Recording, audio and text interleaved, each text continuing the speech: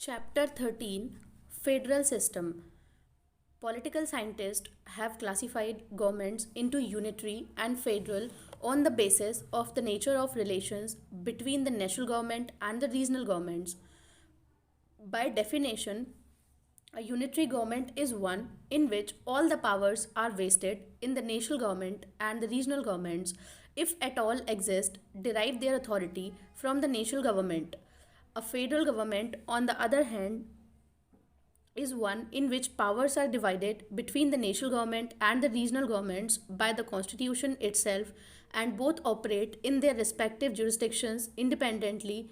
Britain, France, Japan, China, Italy, Belgium, Norway, Sweden, Spain, and so on have the unitary model of government, while the US, Switzerland, Australia, Canada, Russia, Brazil, Argentina, and so on have the federal model of government.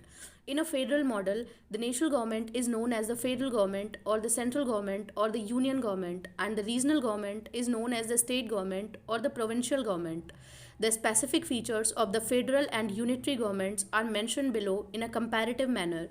The term federation is derived from a Latin word foedus, which means treaty or agreement.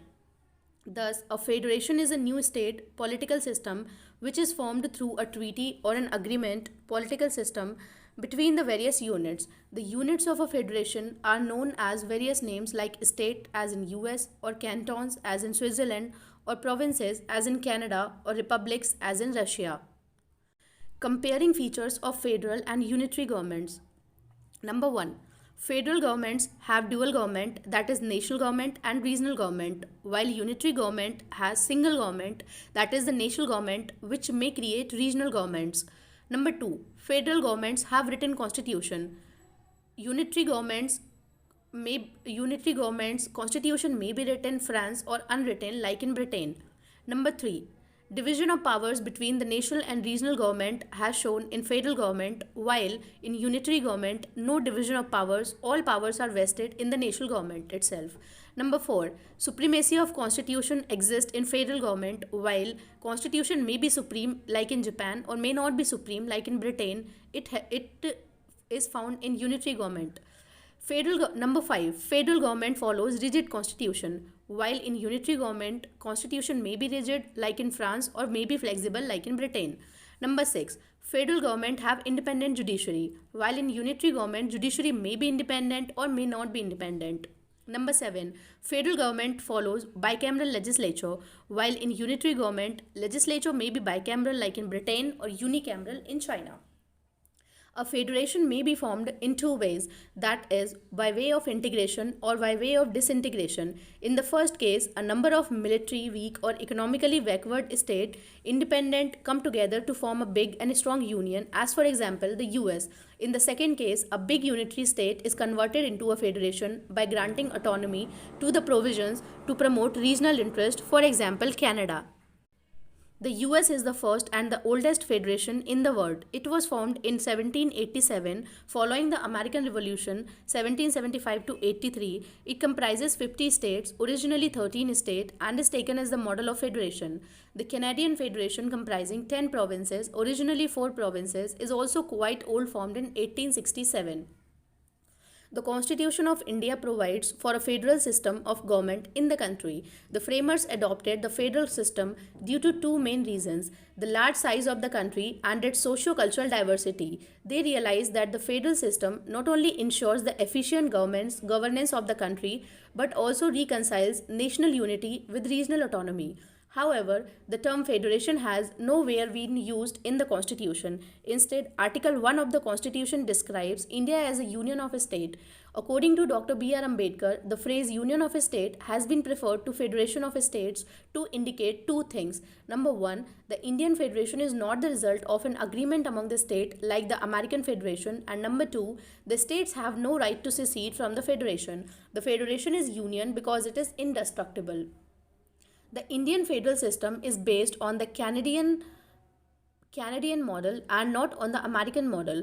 The Canadian model differs fundamentally from the American model insofar as it establishes a very strong center.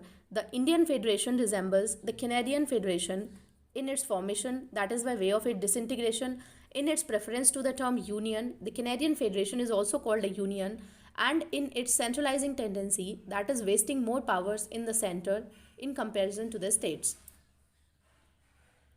Federal features of the Constitution. The federal features of the Constitution of India are explained below. Number 1. Dual polity. The Constitution establishes a dual polity consisting the Union at the center and the states at the periphery. Each is endowed with sovereign powers to be exercised in the field assigned to them respectively by the Constitution. The Union government deals with the matters of national importance like defense, foreign affairs, currency, communication, and so on. The state government, on the other hand, look after the matters of regional and local importance like public order, agriculture, health, local government, and so on. Number 2. Written Constitution. The Constitution is not only a written document but also the lengthiest constitution of the world. Originally, it contained a preamble, 395 articles divided into 22 parts and 8 schedules. At present, 2019, it consists of a preamble, about 470 articles divided into 25 parts and 12 schedules. It specifies the structure, organization, powers and functions of both the central and state governments and prescribes the limits within which they must operate. Thus, it avoids the misunderstandings and disagreements between the two. Number 3. Division of powers. The Constitution divided the powers between the center and the states in terms of the Union list, state list, and concurrent list in the 7th schedule. The Union list consists of 98 subjects, originally 97, the state list 59 subjects, originally 66, and the concurrent list 52 subjects, originally 47. Both the center and the state can make laws on the subjects of the concurrent list, but in case of a conflict, the central law prevails. The residuary subjects, that is, which are not mentioned in any of the 3 lists, are given to the center. Number 4. Supremacy of the Constitution. The Constitution is the supreme or the highest law of the land. The laws enacted by the center and the states must conform to its provisions. Otherwise, they can be declared invalid by the Supreme Court or the High Court through their powers of judicial review. Thus, the organs of the government, legislative, executive, and judicial at both the levels must operate within the jurisdiction prescribed by the Constitution. Number 5. Rigid Constitution. The division of powers established by the Constitution as well as the supremacy of the Constitution can be maintained only if the method of its amendment is rigid. Hence, the Constitution is rigid to the extent that those provisions which are concerned with the federal structure, that is, center-state relations and the judicial organization, can be amended only by the joint action of the central and state governments. Such provisions require for their amendment a special majority of the parliament and also an approval of half of the state legislatures. Number 6. Independent Judiciary. The Constitution establishes an independent judiciary headed by the Supreme Court for 2 purposes. 1. To protect the supremacy of the Constitution by exercising the power of judicial review, and 2. To settle the dispute between the center and the state or between the states. The Constitution contains various measures like security of tenure to judges, fixed service conditions, and so on to make the judiciary independent of the government. Number 7. Bicameralism. The Constitution provides for a bicameral legislature consisting of an upper house, Rajya Sabha, and a lower house, Lok Sabha. The Rajya Sabha represents the states of Indian Federation, while the Lok Sabha represents the people of India as a whole. The Rajya Sabha, even though a less powered chamber, is required to maintain the federal equilibrium by protecting the interest of the state against the undue interference of the center. Unitary features of the Constitution. Besides the above federal features, the Indian Constitution also possesses the following or non-federal features. Number 1. A strong center.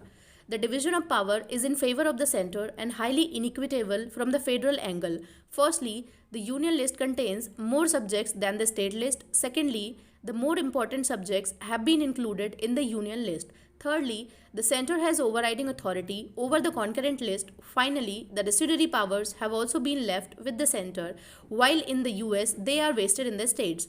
Thus, the Constitution has made the center very strong. Number 2. States not indestructible. Unlike in other federations, the states in India have no right to territorial integrity. The parliament can be unilateral action, change the area, boundaries or name of any state. Moreover, it requires only a simple majority and not a special majority. Hence, the Indian Federation is an indestructible union of destructible states. The American Federation, on the other hand, is described as an indestructible union of indestructible states. Number 3. Single Number 3. Single constitution. Usually in a federation, the state have the right to frame their own constitution separate from that of the center. In India, on the other contrary, no such power is given to the states. The Constitution of India embodies not only the constitution of the center but also those of the states. Both the center and the state must operate within this single frame. The only exception in this regard was the case of Jammu and Kashmir, which had its own state constitution. Number 4. Flexibility of the constitution. The process of constitutional amendment is less rigid than what is found in other federations. The bulk of the constitution can be amended by the unilateral actions of the parliament, either by simple majority or by special majority. Further, the power to initiate an amendment to the constitution lies only with the center. In US, the state can also propose an amendments to the constitution. Number 5. No equality of state representation. The states are given representation in the Rajya Sabha on the basis of population. Hence, the membership varies from 1 to 31. In US, on the other hand, the principle of equality of representation of states in the upper house is fully recognized. Thus, the American Senate has 100 members, 2 from each state. The principle is regarded as a safeguard for smaller states. Number 6. Emergency provisions. The Constitution stipulates 3 types of emergencies: national, state, and financial. During an emergency, the central government becomes all-powerful and the states go into the total control of the center. It converts the federal structure into a unitary one without a formal amendment of the Constitution. This kind of transformation is not found in any other federation. Number 7. Single citizenship. In spite of a dual polity, the Constitution of India, like that of Canada, adopted the system of single citizenship. There is only Indian citizenship and no separate state citizenship. All citizens, irrespective of the state in which they are born or reside, enjoys the same rights all over the country. The other federal states like US, Switzerland and Australia have dual citizenship, that is, national citizenship as well as state citizenship. Number 8. Integrated judiciary. The Indian Constitution has established an integrated judicial system with the Supreme Court at the top and the state high courts below it. This single system of courts enforces both the central laws as well as the state laws. In US, on the other hand, there is a double system of courts whereby the federal laws are enforced by the federal judiciary and the state laws by the state judiciary. Number 9. All India services. In US, the federal government and the state governments have their separate public services. In India, also, the center and the states have their separate public services. But in addition, there are All India services, IAS, IPS and IFS, which are common to both the center and the states. The members of these services are recruited and trained by the center, which also possess ultimate control over them. Thus, these services violate the principle of federalism under the Constitution. Number 10. Integrated audit machinery. The Comptroller and Auditor General of India audits the account of not only the central government but also those of the state. But his appointment and removal is done by the President without consulting the states. Hence, this office restricts the financial autonomy of the states. The American Comptroller General, on the contrary, has no role with respect to the accounts of the state. Number 11. Parliament's authority over state list. Even in the limited sphere of authority allotted to them, the states do not have exclusive control. The parliament is empowered to legislate on any subject of the state list if Rajya Sabha passes a resolution to that effect in the national interest. This means that the legislative competence of the parliament can be extended without amending the constitution. Notably, this can be done when there is no emergency of any kind. Number 12. Appointment of governor. The governor, who is the head of the state, is appointed by the president. He holds office during the pleasure of the president. He also acts as an agent of the center. Through him, the center exercises control over the state. The American Constitution, on contrary, provides for an elected head in the states. In this respect, India adopted the Canadian system. Number 13. Integrated election machinery. The Election Commission conducts elections not only to the central legislature but also to the state legislatures. But this body is constituted by the president and the state have no say in this matter. The position is same with regard to the removal of its members as well. On the other hand, US has separate machineries for the conduct of elections at the federal and state levels. Number 14. Veto over state bills. The governor is empowered to reserve certain types of bills passed by the state legislature for the consideration of the president. The president can withhold his assent to such bills not only in the first instance but also in the second instance. Thus, the president enjoys absolute veto and not suspensive veto over state bills. But in US and Australia, the states are autonomous within their fields and there is no provision for any such reservation. Critical evaluation of the federal system. From the above, it is clear that the Constitution of India has deviated from the traditional federal system like US, Switzerland, and Australia and incorporated a large number of unitary or non federal features, tilting the balance of power in favor of the center. This has prompted the constitutional experts to challenge the federal character of the Indian Constitution. Thus, K.C. Viere described the Constitution of India as quasi federal. He remarked that Indian Union is a unitary state with subsidiary federal features rather than a federal state with subsidiary unitary features. According to K. Santhanam, the two factors have been responsible for increasing the unitary bias tendency of centralization of the constitution. These are number 1, the dominance of the center in the financial spheres and dependence of the state upon the central grants. Number 2, the emergence of powerful erstwhile planning commission which controlled the developmental process in the states. He observed India has practically functioned as a unitary state through the union and the states have tried to function formally and legally as a federation. However, there are other political scientists who do not agree with the above description. Thus, Paul Appleby characterizes the Indian system as extremely federal. Morris Jones termed it as a bargaining federalism. Ivor Jennings has described it as a federation with a strong centralizing tendency. He observed that the Indian constitution is mainly federal with unique safeguards for enforcing national unity and growth.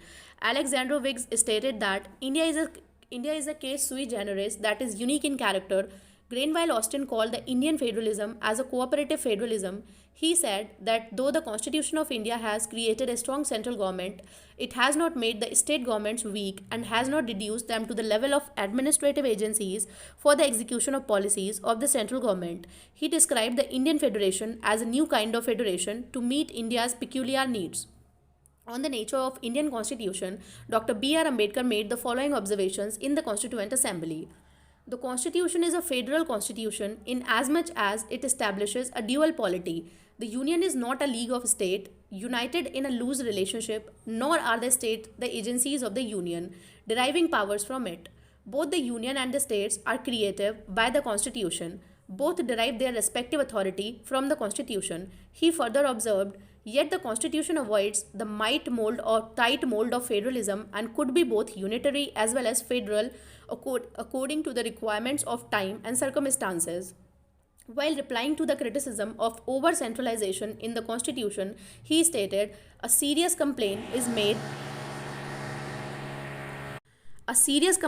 made on the ground that there is too much centralization and the states have been reduced to municipalities.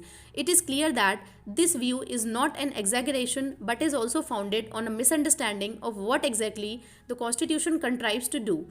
As to do the relations between the center and the state, it is necessary to bear in mind the fundamental principle on which it rests. The basic principle of federalism is that the legislative and executive authority is partition between the center and the state, not by any law to be made by the center, but by the Constitution itself. This is what the Constitution does. The states are in no way dependent upon the center for their legislative or executive authority. The states and the center are co-equal in this matter. It is difficult to see how much a constitution can be called centralism. It is therefore wrong to say that the state have been placed under the center. The center cannot by its own will alter the boundary of this partition, nor can the judiciary. In Bombay case 1994, the Supreme Court laid down that the Constitution is federal and characterized federalism as its the basic feature. It observed the fact that under the scheme of our Constitution, greater power is conferred upon the center, that is the state, does not mean that the state are mere appendages of the center. The states have an independent constitutional existence. They are not satellites or agents of the center. Within the sphere allotted to them, the states are supreme. The fact that during emergency and in certain other eventualities, their powers are overridden or invaded by the center is not destructive of the essential federal feature of the Constitution. They are exceptions, and the exceptions are not a rule. Let it be said that the federalism in the Indian Constitution is not a matter of administrative convenience, but one of the principle, the outcomes of our own process, and recognition of the ground realities. In fact, the federalism in India represents a compromise between the following two conflicting considerations. Number one, normal division of power, under which states enjoy autonomous within their own spheres. Number two, need for national integrity and a strong union government under exceptional circumstances. Exceptional circumstances. The following trends in the working of Indian political system reflects the federal spirit. Number one, territorial dispute between state, for example, between Maharashtra and Karnataka over Belgaum. Number two, dispute between center over sharing of river water, for example, between Karnataka and Tamil Nadu over Kaveri water. Number three, the emergence of regional parties and their coming to power in states like Andhra Pradesh or Tamil Nadu.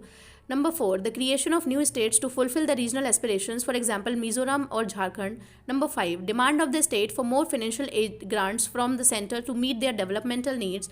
Number six, assertion of autonomy by the states and their resistance to the interference from the center. Number 7. Supreme Court's imposition of several procedural limitations on the use of Article 356, President's rule in the state by the center. Thank you so much.